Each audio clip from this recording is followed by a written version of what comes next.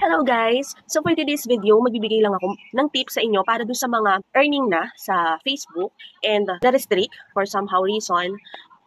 Story time tayo. Okay? Para dun sa mga hindi nakakaalam, ang aking Facebook page na Ma'am Shikat ay restricted dyan for more than a year na. So ibig sabihin, hindi talaga ako kumikita sa page na to. Hinayaan ko lang siya kasi sa totoo lang nahihirapan din ako. Ayoko na i-stress yung sarili ko kasi hindi ko alam kung ano talaga ang actual reason, kung ano yung video na nakapag-restrict sa akin. Pero ang sinasabi kasi ng Facebook is not original content. So ako, nagtataka ako kasi lahat naman ng contents ko original. So tinry ko naman yung iba't ibang ways kung nanonood ako ng mga videos, ganyan, kung paano, ganyan. Tinry ko yun, nag-draft ako ng message, send ako, kasi parang may part sa FB nun, ganyan.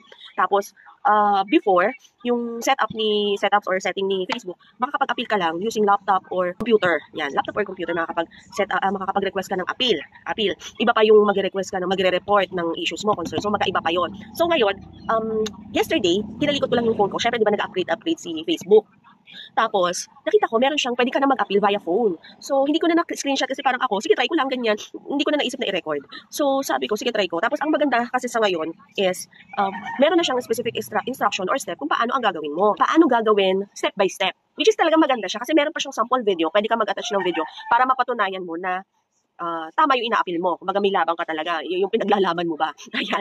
So, ang ginawa ko, finalo ko lang yon. So, I make a screen record of my evidences. Like, kasi sa case ko, ang ninonote ni Facebook, bakit ako restricted for Reels and in-stream ads, yan yung mga restricted sa akin, is that hindi daw original yung mga content ko. So, parang meron akong maginamit na clips, ganyan, na hindi akin. So, ang ginawa ko is pinatunayan ko lang na akin talaga yung video. Yan. So, there is an explanation talaga na ginawa ko. So, ngayon, i-attach ko na lang dito yung video na ginamit ko. Yan. So, siguro, ano ko lang, i-fast forward ko na lang yon para hindi masyadong mahaba. Kasi, ito, 2 minutes, almost 2 minutes din yon. So, i-fast forward ko na lang, attach ko dito sa clip na to. And sana makatulong doon sa mga katulad ko na more than a year ng restricted and similar reason. Kasi sa totoo lang, wala talaga.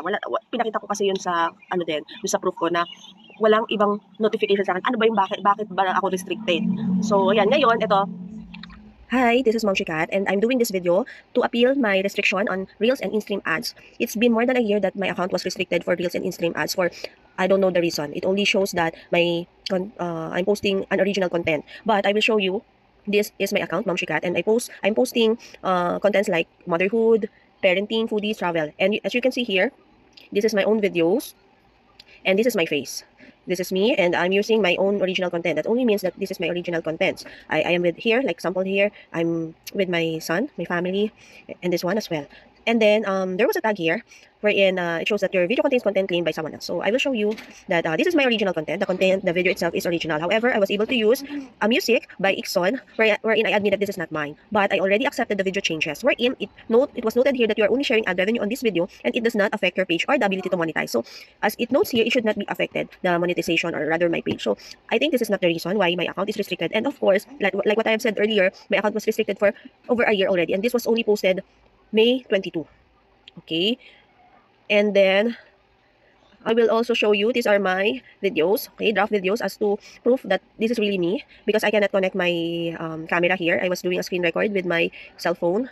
And okay, this is my family, my son, and what else? And this is me.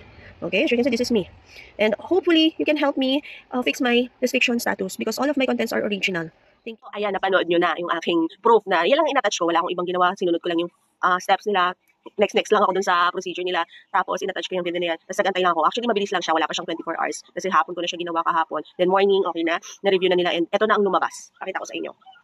Ayan na yung lumabas sa aking notification ni FB. So, pag-check ko nung aking account, eto na siya. Wala na siyang restriction. So, sobrang happy ako. Kasi alam ko, hindi siya ganun kalaki ang earning ngayon. Unlike before, kasi nakapag-earn na ako before dito. And may mga videos ako nag-trend. So, medyo malaki na kinita ko before. Ngayon, alam ko, marami ko nababasa, hindi ganun kalaki. Pero malaking bagay na nabalik na yung aking monetization dito sa aking Facebook. So, yan. Sana makatulong din ang video na to. I-share, i-like nyo, i-share nyo lang din. Comment din kayo ng kung meron kayong similar experience. Yan lang. Thank you!